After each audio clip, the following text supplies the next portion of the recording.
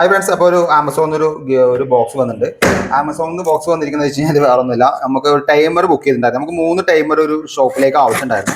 അപ്പോൾ ഞാൻ നേരത്തെ പറഞ്ഞ പോലെ നമുക്ക് ഷോപ്പിൽ നിന്ന് വാങ്ങുന്ന സമയത്ത് ഒരു ടൈമറിൽ ഒരു 300 രൂപ അടുത്ത് വില വ്യത്യാസം വന്നു കേട്ടോ.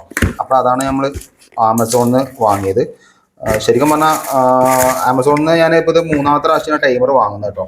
അപ്പോൾ നമുക്ക് 3 ടൈമറും LNDയുടെ ആണ് ടോട്ടലായിട്ട് വന്നിരിക്കുന്നത് കേട്ടോ. ഇതാണ് ടൈമർ വരുന്നത്. അപ്പോൾ ജസ്റ്റ് ഞാൻ പൊട്ടിച്ച് നോക്കാം. ഇതിൽ നമ്മൾ ഓൾറെഡി നമ്മൾ എല്ലാ ഇതിലും ഇതേപോലെ ഡിജിറ്റൽ ടൈമറിനെയാണ് നമ്മൾ സെറ്റ് ചെയ്യുന്നത്. ജസ്റ്റ് ഒന്ന് ഓപ്പൺ ആക്കിയിട്ട് ഒക്കെ വർക്കിംഗ് ആണോ നോക്കാം കേട്ടോ നമുക്ക്.